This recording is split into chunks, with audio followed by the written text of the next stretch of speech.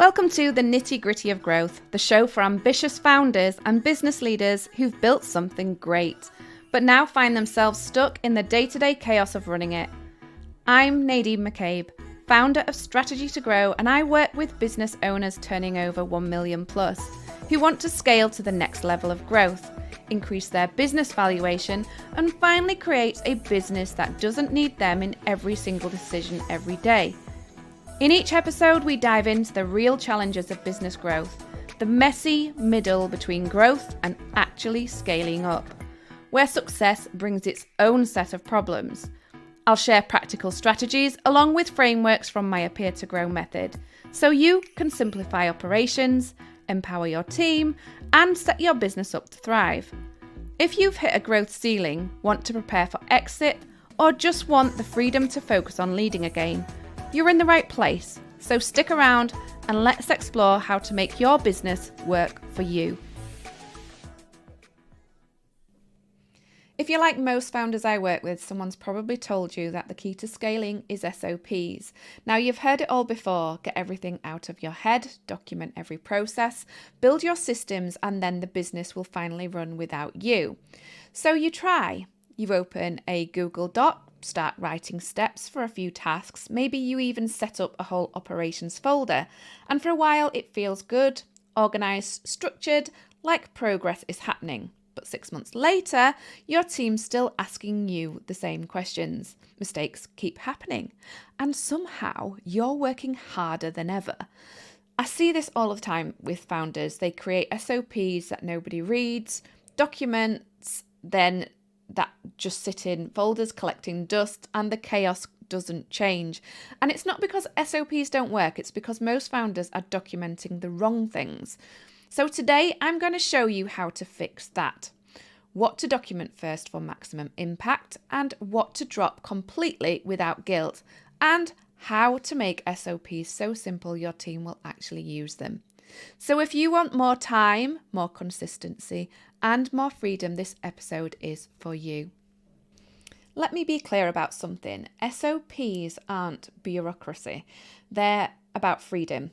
In the last 15 years, either as an operations manager or in my current business, most of the founders I've worked with are running multi-million-pound businesses. Now, on the outside, everything looks great. Revenue's growing, the team's expanding, customers are happy. But behind the scenes, well, until I get stuck in, it's chaos. You're firefighting every day. You're pulled into approvals, operations, hiring, sales, client issues, and deep down, this nagging thought is there: if I stepped away for 2 weeks, would the business survive? That's the real reason that SOPs matter.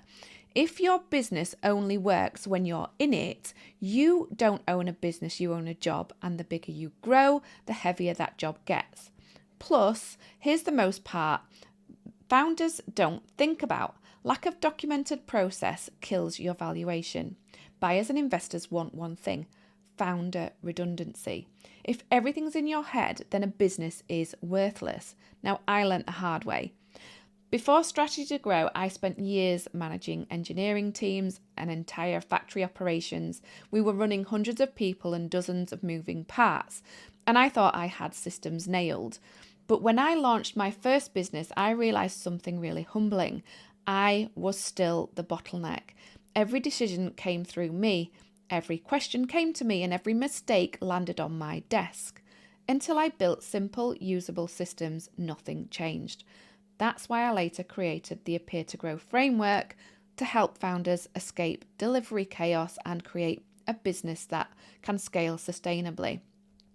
And SOPs are a big part of that, but only when they're focused on the right things. Before we talk about what to document, we need to tackle 3 big myths that keep founders trapped. The first, myth 1, it's quicker if I just do it. I get it. In the moment, it feels faster, but every time you just do it, you're training your team to rely on you. Fast forward 6 months and nothing's changed. You're still doing it, and now you're resentful. Myth 2, my team won't follow SOPs anyway. Most of the time, the issue isn't your team, it's the SOPs. If they're buried, hard to find, written like legal manuals or take 15 minutes to read, no one's going to use them. The problem isn't the people, it's design. And myth number 3, we're too small for SOPs. Now I hear this constantly. We're only 8 people, we don't need processors yet. But here's the reality. The longer you wait, the harder it gets. SOPs aren't just about scaling. They protect profit, reduce mistakes, and make your business investable when the time comes. SOPs aren't corporate things. They're a freedom tool. Done right, they let you step back without losing control. So where do you start? We can't fix everything all at once. It's a huge job systemizing the whole business, especially without our help. So if you go in alone without a hands-on consultancy such as ours, the first step is 1, decide where the pain is.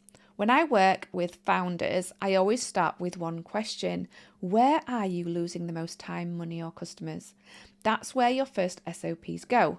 Not on edge cases, not on low-value admin tasks, on the fires that pull you back into the delivery chaos every single week. Step 2, drop the low-value stuff. Founders waste weeks writing SOPs for things that don't matter. If a process happens once a year, or there's no real financial or customer impact if it goes wrong, then don't start there. Now, I've got a free Google Sheet template that you can use to help you go through those operational tasks and log and prioritize them. Now, you can find the link in the description. Now, that's the difference between working on the business versus creating busy work. Avoid SOP overload. Many founders go wrong here. They try to turn their business into a corporate manual. This is like inviting your team into a story they don't actually want to read.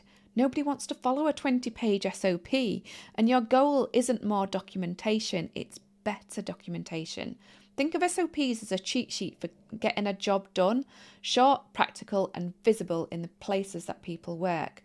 If your SOPs are so complicated that nobody follows them, you haven't created any clarity, you've created friction.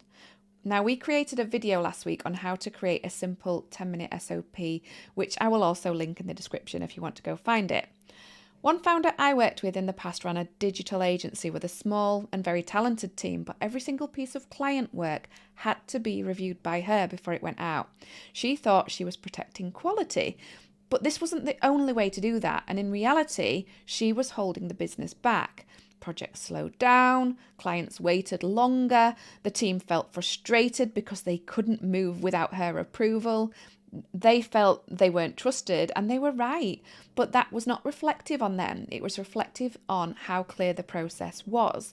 So we built a simple client delivery SOP that outlined when work needed a review, who could approve what, and when founder sign-off was no longer required. And within 4 weeks, projects moved 40% faster. The team felt trusted and empowered, and the founder got 8 whole hours a week back. Another founder that I've worked with in the past ran a B2B consultancy and constantly had cash flow headaches. Invoices were being sent late, clients weren't paying on time, nobody knew who was following what up. So we built 2 SOPs. Invoice creation and sending, so nothing got missed. Payment escalation, exactly who follows up when and how. Within a month, overdue invoices dropped by 60%, and the founder finally stopped chasing payments. And let's face it, who in the world likes that job? Most founders create SOPs, then bury them in a folder no one ever opens. An SOP is only valuable if it's A, accessible and linked where people work, such as task dashboards, onboarding checklists, Slack or WhatsApp task requests. B, if it's simple. If it takes more than 5 minutes to read, it's too long. Break it down or remove the fluff from it. And C, it's kept alive, reviewed regularly so it doesn't become outdated and ignored. It's got to be embedded in daily requests and relevant. The key is integration, not storage. SOPs should live where the work happens, not in a dusty folder called operations. So here's what I want you to have taken away with you today. You don't need SOPs for everything. Start with the ones that give you maximum leverage. Keep them short, simple, and usable.